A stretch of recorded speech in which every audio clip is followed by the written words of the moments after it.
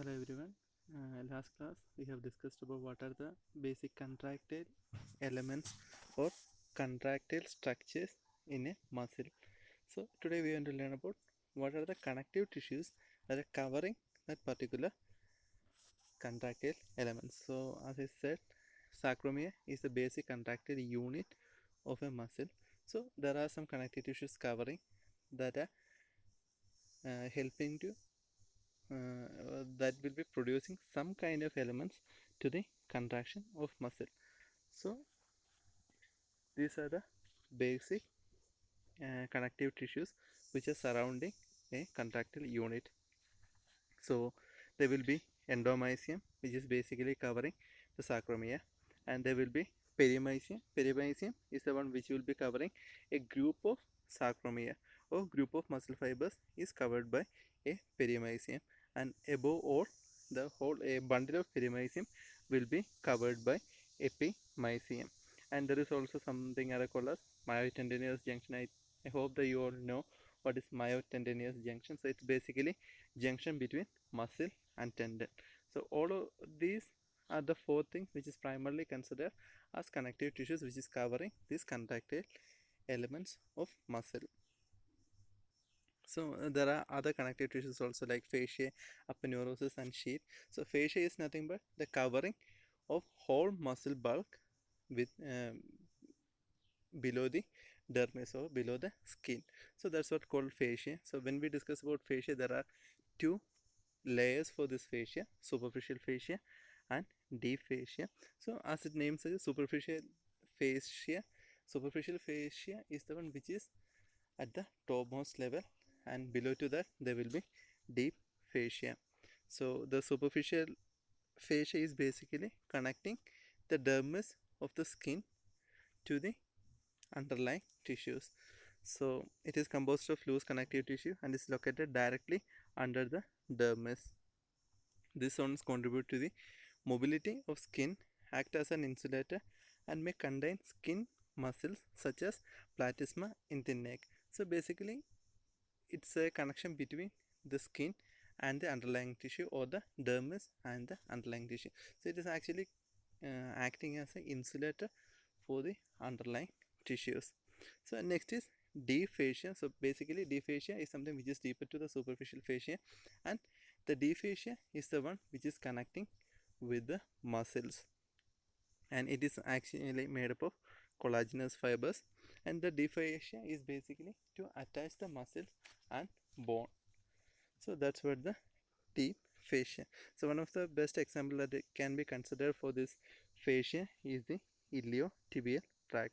So this is the iliotibial tract. So it is actually made up of connective tissue, and it's not considered as a tendon or as a muscular organ, but it is actually considered as a fascia. Fascia means it's a flat layer of connective tissues which is either contributing, which is either acting as an insulator or acting as a structure which is helping to transmit the weight or all other things.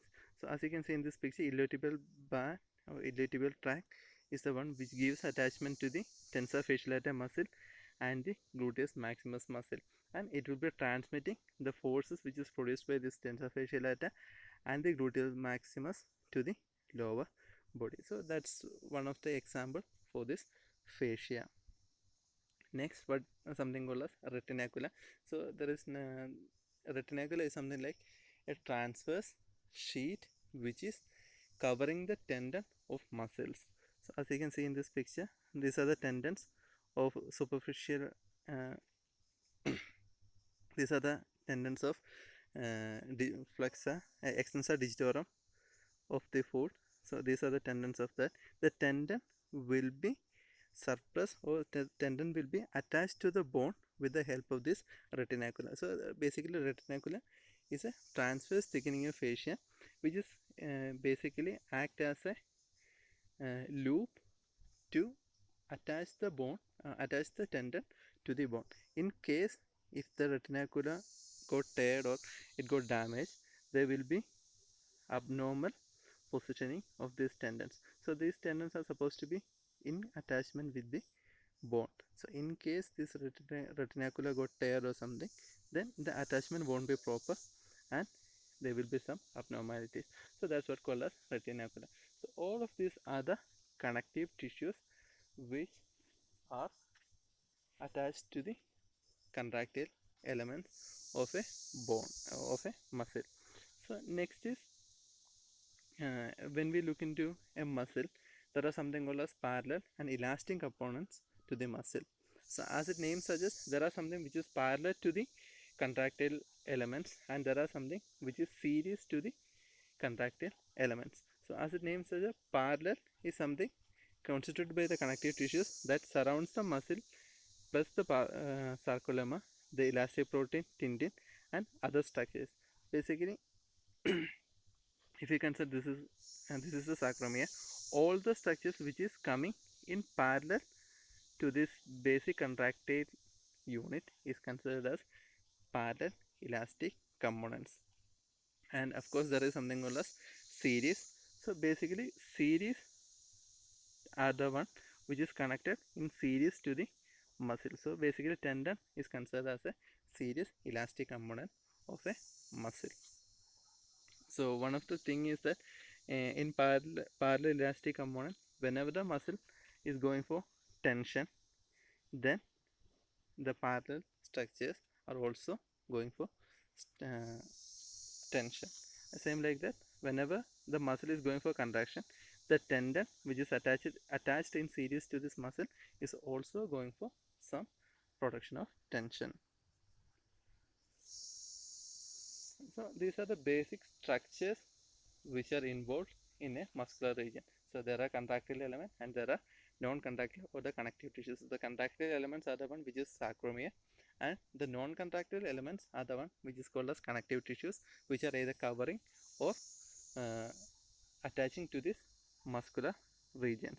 So next we are going to discuss about what is the function of these muscles. So we got the muscles in our body. Now we have discussed about what are the contractile proteins or what are the contractile structures in muscle, and we also discussed about what are the non-contractile or the supporting structures to the contractile unit.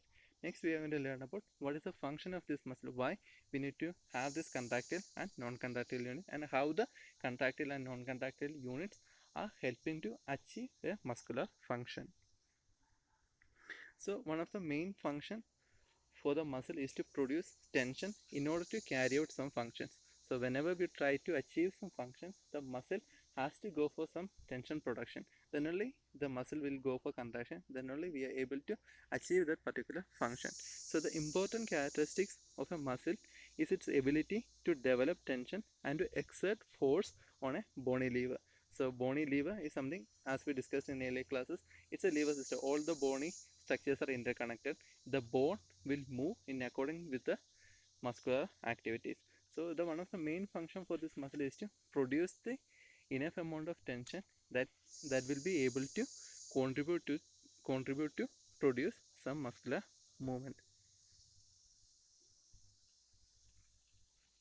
And then when we discuss about tension, the tension can be both active and passive. So active is something which is produced by the sarcomere or the contractile unit of muscle, and passive is something which is produced by other non-contractile elements of body, like the connective tissues which is covering this sarcomere. So active just means that the tissues itself or the contractile element itself producing that particular movement, and passive means the contractile element is not producing any movement, but the surrounding structures are the one which is producing that basic movement.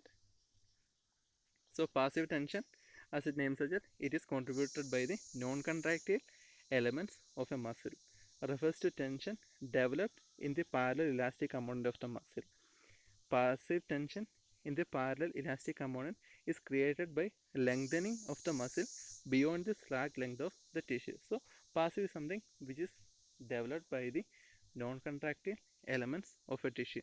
So whenever a tissue is going for elongation after its normal resting length, then it will produce some passive, or the non-contractile elements which is covering this particular contractile element will go for some tension. So whenever we go for muscular stretchings, so to a point with the normal length of muscle, the passive structures or the non-contractile proteins is not going to produce any kind of tension. But if we lengthen or if you stretch that particular muscle beyond its normal resting length, then the surrounding structures will produce some kind of tension to that particular structure. So that's what called as passive tension. So opposite to that, active tension is something which is produced by the contractile unit of a muscle. So that is sarcomere. So whenever the sarcomere is going for active cross bridge formation, then there will be active tension production. So that's what called as active tension. So it is refers to tension developed by the contractile elements of a muscle. Active tension in a muscle is initiated by the cross bridge formation and movement of thick and thin elements. So that's what called as active. The basic contractile unit of a muscle will be going for contraction. That's what the sarcomere will be going for, cross bridge formation. So once the cross bridge formations occur, then it will produce some active tensions. So when we look into the total amount of force which is produced from a muscle is the combination of both active and passive tension. Uh, when we discuss about this active and passive tension, there are multiple structures or there are multiple factors that can involve in this tension production. First one is there can be some neural factors and there can also be some mechanical factors. So the neural factors are basically the neural attachment or the neural frequency or the input which is given by a nerve. So the tension, active tension may be influenced by the frequency of neural stimulation, the number of neural stimulation, and the size of motor neuron units that are firing. So these are the neural factors that can involve this tension production. Next one is mechanical properties. Mechanical properties means what are the properties by the muscle that can contribute to, or what are the mechanical uh, properties that can involved in this particular tension production. So in that, first one is called as length tension relationship. How the length of this muscle and the production of tensions are related. Second one is called as force and velocity relationship. How the amount of force and the velocity of particular movement is correlated. So these are the two mechanical properties that can influence this muscular tension production. So we will be looking in detail about this muscle tension, length tension relationship and force velocity relationship. So first one is a length tension relationship, also known as isometric length and tension relationship. There is an optimal sarcomere length at which the muscle fiber is capable of developing maximum isometric tension. So that's the first thing. So whenever we need to achieve maximum tension in a particular muscle, then the sarcomere should be in an optimal length. That means, so this is the sarcomere. The sarcomere should be in a normal or in an optimal length to produce the maximum amount of tension. If the sarcomere goes for maximum overlapping, or if the sarcomere is going for too much of lengthening, then the amount of force production won't be much. How we can correlate that with our daily activities is something like whenever we try to lift some amount of weight at the beginning of that particular movement, that means whenever if you are trying to do the elbow flexion with some amount of weight, so at the beginning of the movement we are not able to go for we are not able to lift that particular amount of weight. It's just because our muscle is in the biceps is in a lengthened position. So once we achieve that optimum length, that means if we take the elbow into a mid-range flexion, then we are able to go for maximum force production. That means we are able to move that particular weight. So and again, if you go for extremes of elbow flexion, that means if you go for maximum biceps contraction, at the end we are not able to hold that contraction for a long period of time. So there are some optimum length to the sarcomere to get a maximum force production. So that's the first point in length and isometric length and tension relationship. muscle fibers develop maximum isometric tension at optimum sarcomere length because the thick and thin filaments are positioned so that the maximum number of cross bridges within the sarcomere can be formed. So in that optimum length, the maximum amount of cross bridges will be forming. So because of that, we are able to get maximum tension in that particular muscle. If the muscle fiber is lengthened or shortened beyond the optimal length, the amount of active tension that the muscle fibers is able to generate when stimulate is decreasing. So as I said, whenever if you go for maximum lengthening and the force production, then the amount of force production will be less, and also if you go for maximum shortening of that particular muscle, again the same thing will be reducing. So when a muscle fiber is lengthened beyond optimal length, there is less overlap between thick and thin filaments. So this is the reason why the lengthening of muscle is not producing maximum tension. So whenever we go for lengthening, the overlap, the thing, the cross bridging between thick and thin filaments will be reducing. So once it's reducing, what happens? There will be less amount of cross bridge formation and less tensions will be producing. And in opposite to that, when the sarcomere is at shorter lengths, the distance between the Z disc decreases and there is interdigitation of the filaments. The interdigitation of thick and thin filaments may interfere with the formation of cross bridges from myosin molecules, thus reducing the active force. Again, so whenever we go for maximum shortening of this particular muscle, the same thing can also reoccur. That means the Z disc will be coming in, comes closer. So once the Z disc comes closer, then the thick and thin filament overlapping will not be happening properly, and the less amount of cross bridges will be forming and less force productions will be happening. So this is how we can graphically represent the isometric length and tension relationship. So this is the sarcomere length and this is the maximum force that can be produced at that particular length. If length is too less, then the force production will be relatively low. So as we increase the length, what happens?